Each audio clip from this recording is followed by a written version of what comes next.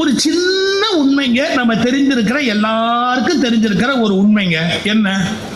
நாம் அனைவரும் இன்றைக்கு இந்தியாவில் பின்பற்றிக் கொண்டிருக்கிற இந்து மதம் என்பது பல மதங்களுடைய கூட்டமைப்பு. இவ்வளவுதான் ஒரு சிம்பிள் உண்மை. எப்படி 7-8 கடவுள் இருக்க முடியும்? சிவன் ஒரு முழுமுதற் கடவுள் சைவத்தில் இருக்குது, திருமால் அப்படின்னு ஒரு முழுமுதற் கடவுள் வைணவத்தில் இருக்குது, அன்னை காளி கொற்றவை அப்படின்னு ஒரு பெண்ணை வணங்குகின்ற வழிபாடு சக்தி வழிபாட்டில் இருக்குது. ஒரு எளிய விஷயம், அது ஒரு முழுமுதற் பொருள்னு, அது கூட சாமி வடிவத்தை மாத்திரலாம். பிலாசபி அத்வைதம், துவைதம், விசிஷ்டாத்வைதம், சைவ சித்தாந்தம், எப்படி இவ்வளவு பிலாசாபிக்கல் பிரான்ச்சஸ் உண்டாக முடியும்?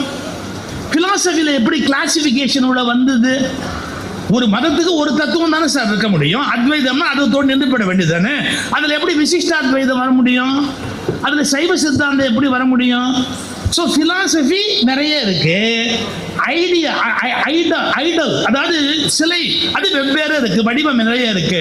அப்ப சிம்பிள் என்ன, நம்ம 7-8 பேர் ஒன்னா இருந்தோம், சண்டை கிண்ட போடாம நம்ம இருக்கணும்னா ஒரே வழி, லெட் அஸ் மெர்ஜ் டுகெதர். நம்ம இணைஞ்சுக்குவோம், அட்ஜஸ்ட் பண்ணிக்குவோம், கொஞ்சம் முன்ன பின்ன இருந்தாலும் பரவாயில்லை, நம்ம ஒன்னா இருந்துக்குவோம் அப்படின்னு பல்வேறு மதங்களை இணைத்து கொண்டது இந்து மதம். இந்த உண்மையை சொல்றதுல என்ன வருத்தம் இருக்குது? இந்த உண்மையை நம்ம எப்படி கொண்டு போறோம்னு கேட்டீங்கன்னா, அதை ஒரே மதமா ஆக்குவேன் அப்படின்னு பிடிவாதம் பிடிச்சு அவனை நசுக்கி இவனை நசுக்கி இவனை புழிஞ்சு அவனை புழிஞ்சு பயன் இல்லை. இன்னைக்கு சொல்ற பாருங்க, எவ்வளவு வன்முறைகளை பிரயோகித்தாலும்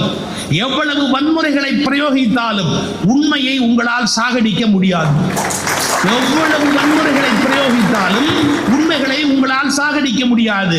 அது 5000 ஆண்டுகளுக்கு பிறகு கூட எழுந்து நின்று கர்ஜிக்க தொடங்கும். எப்படி நீங்க உண்மையை அழிச்சிட முடியும் இந்த